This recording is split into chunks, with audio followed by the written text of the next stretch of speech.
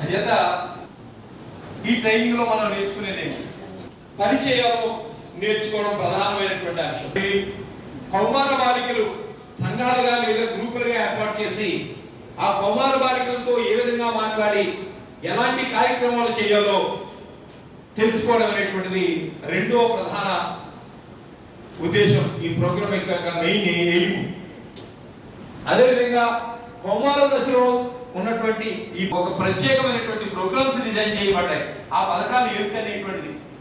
ఇక fourth issue తీసుకున్నట్లయితే ఈ కార్యక్రమాన్ని ఈ ట్రైనింగ్ సక్సెస్ఫుల్ గా గ్రాస్ రూట్ లెవెల్లోకి తీసుకెళ్ళడానికి కావాల్సినటువంటి విని కీ పాయింట్స్ నోట్ చేసుకున్నట్లయితే మనం కొంత మెటీరియల్ తోటి వెళ్ళినట్లయితే అక్కడ కనీసం ఒక గంటన్న మాట్లాడాలంటే ఈ ట్రైనింగ్ ని ఇవ్వాలని చెప్పి మరి కోరుతూ కౌమార దశలో ఉన్నటువంటి వాళ్ళ భవిష్యత్ నిర్మాణంలో మనమందరం కూడా భాగస్వాములు కావాల్సినటువంటి పరిస్థితి ఉన్నది.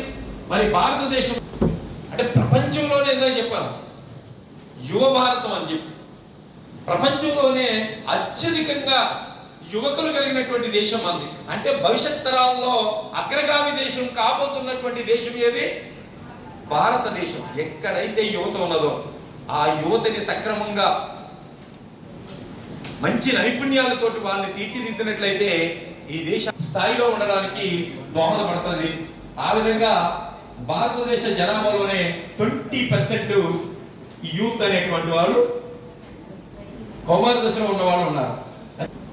ఎంత ఉన్నారండి? భారతదేశంలో 20% ఉంటే మన ఆంధ్రప్రదేశ్లో 1.6 crores ఈ కౌమార దశలో ఉన్నటువంటి వాళ్ళు ఉన్నారు. దీనిలో 95% కంటే ఎక్కువ బాలబాలికలు, అంటే 11 నుంచి 14. కౌమార దశ అనేది 11 నుంచి 18 తీసుకుంటే ఇక్కడ 11 నుంచి 14 తీసుకున్నప్పుడు వీళ్ళందరూ కూడా 11 నుంచి 14 ఎక్కడ?